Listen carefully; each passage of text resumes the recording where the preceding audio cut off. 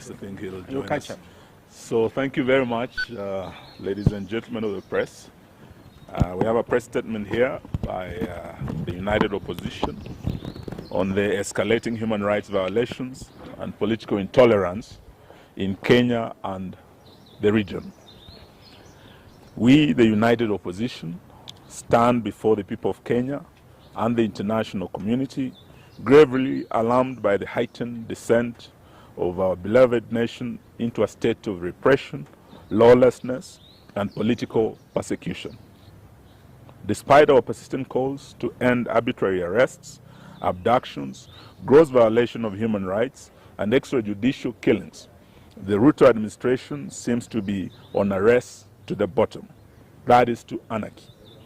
In recent days, the country has been plunged into a disturbing pattern of political repression and targeted violence. Most shocking was the brazen abduction of the Honorable Member of Parliament for Juja constituency, the Honorable George Koimburi, whom we have visited this morning, and who was forcefully taken by unidentified assailants on a Sunday. He had gone to church, only to be later found tortured and dumped in a coffee plantation somewhere in Kiambu, literally fighting for his life. The horrifying incident is not isolated.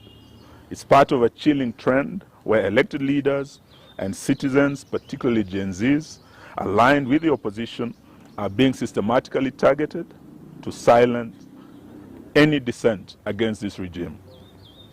In Kakamega, what was meant to be a peaceful homecoming for our colleague, Honorable Cleophas Malala and the supporters of the DCP party, was quickly turned into a war zone as police deployed excessive force, including live ammunition, to disperse opposition supporters. A few days before, the same cruel pattern faced innocent, peaceful citizens in Bungoma protesting against the grabbing of the Nzoia Sugar Company. This use of disproportionate force on unarmed civilians is not only unlawful, but represents a dangerous erosion of the right to assemble as enshrined in Article 37 of the Constitution of Kenya.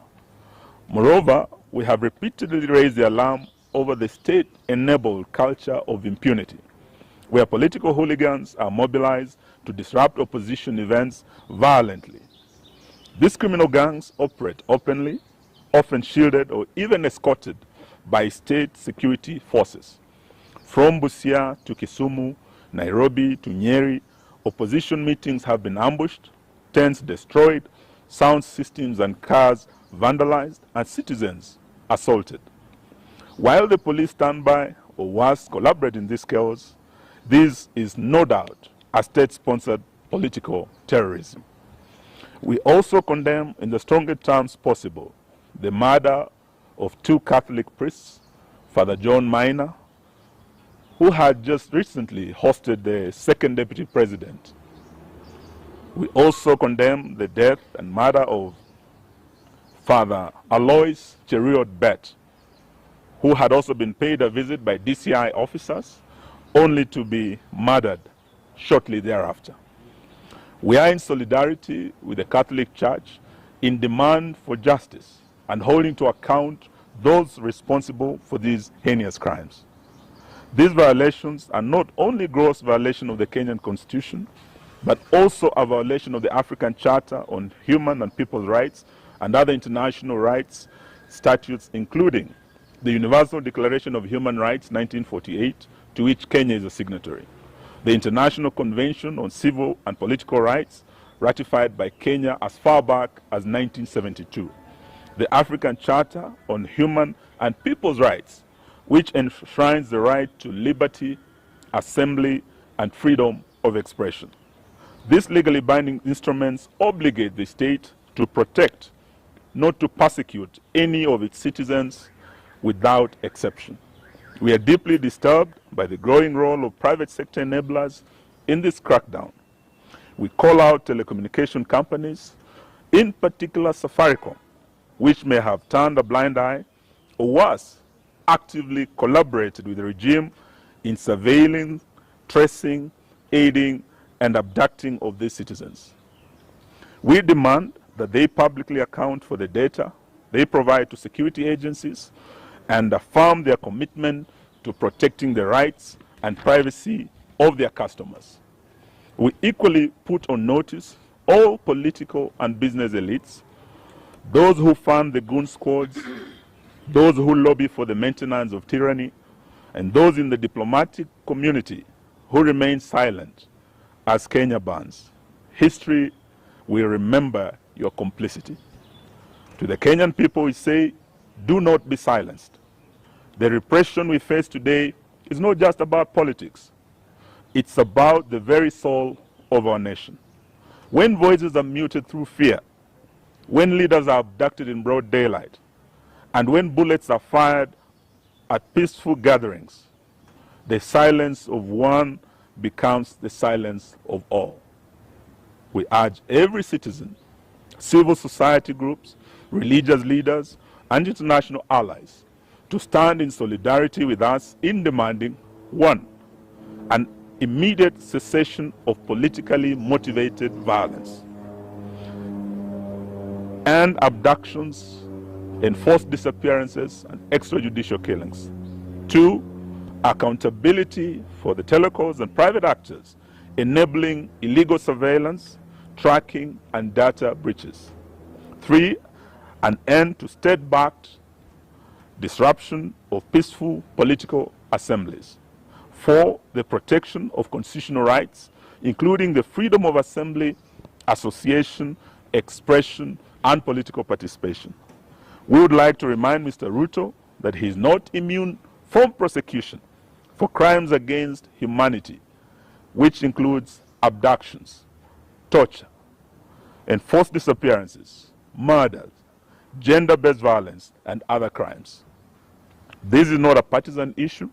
It's a matter of national concern and international concern as well. In fact, we want to declare it a national emergency. We will not relent until justice and the rule of law is restored and every Kenyan can live and speak without fear in this country. That's the end of our statement. Thank you very much. Any questions? I think it's very clear. It's a very clear statement. In fact, if you just carry it as it is, none of us here, because it's what we have discussed this morning, and those of us who have mothers just been here, Rigi G sent his apology. In fact, he was also here last night, and all the other friends are in solidarity with this statement. So I really think we shouldn't add anything unless it's something, a question. Oh, great. Tumemwona, sauti imeanza kurudi pole pole. And his wife is beside him, and we thank Karen Hospital for taking excellent care of him. You know, when you hear stories like Mheshimiwa abducted himself, you really want to pray for those people because they are evil. You see the tattered clothes and things. He's lucky to be alive. And so we have one instrument, Constitution of Kenya 2010. And all public officers, from William Ruto to the police constables, must know that be held accountable under the Constitution. Those rights are so clearly elaborated. And so we want to say shame on anybody who thinks a Mheshimiwa like this can abduct himself. And you want us police to believe your story? So I don't want to add. What do you speak to the National Police Service saying they are unaware of the abduction and they are investigating the video circulating online? And to add on that, They are investigating themselves. he's even called for a presser. Who? 2 p.m. Who? Kanja, the IG. Oh, He's poor trying to guy. repeat the same- Poor guy. If he repeats it, it's unfortunate.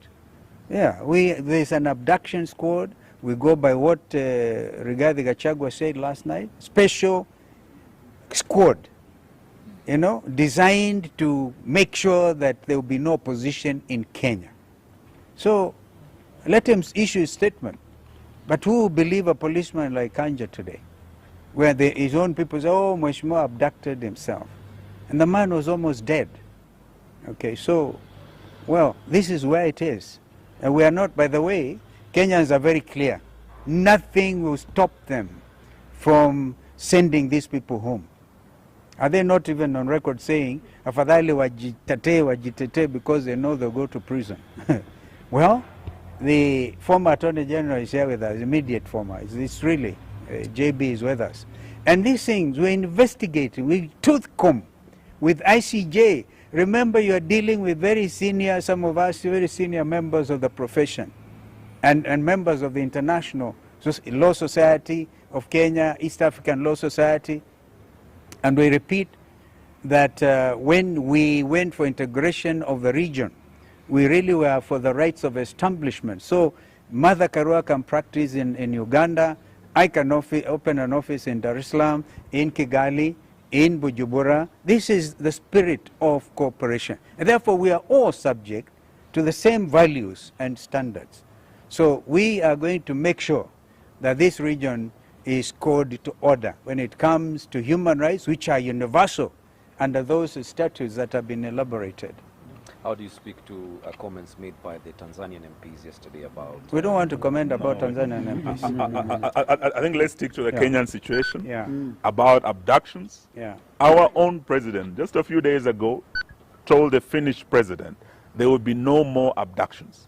Yeah. We have come here because of the latest abductee, an honorable member of parliament.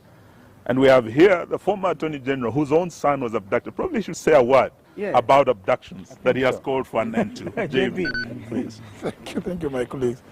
I've always called for an end to abductions, and we thought when President Ruto, in answer to a question from a foreign journalist, saying that they have all come to an end, and all those that have been abducted and safely been returned to their homes and reunited with their families.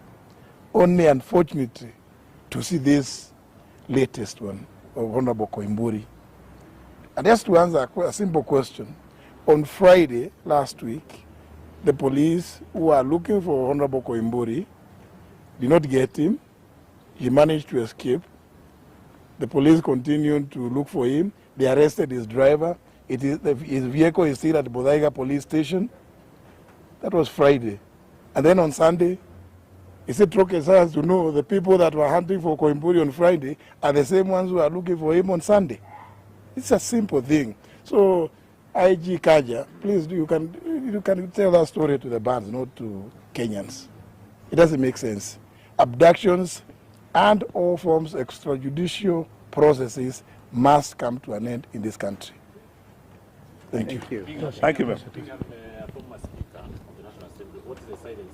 We are not getting anything from Parliament, the current Speaker. Current Parliament. It was. I'm told they are resuming their sitting today. That is the National Assembly. So let me not say beyond that, but Kenyans are watching very carefully what Parliament is doing. And just to ask you a question. When the Attorney General has spoken, are you still keen on listening to Kanja? It's a waste of time. Yeah, I just wanted, yeah. Yeah, we want to hear what they're going to say. They are resuming today. So let's hear what they're going to say. Naturally, we will expect that the National Assembly sitting this afternoon will move a motion of adjournment. Yes, we'll move a motion of adjournment to discuss, because it's a serious case of insecurity. Yeah. It's just the other day that another member was shot and killed. Now again, yesterday or Sunday, another one is kidnapped, abducted, left for the dead. Surely, we expect no less than the House adjourning to discuss the matter of rising insecurity. Some of them, by the way, are here. The Honorable Mule, and who else is there? Mawade is here. Understanding order number 20, move a motion of adjournment to discuss an urgent matter of national importance. So we expect that. And I think our members now, we give you instructions to do so. And let us see how many others remainder of what was state captured hear what they're going to say. They're going to defend this gangsterism by the state. Asanteni. Thank you.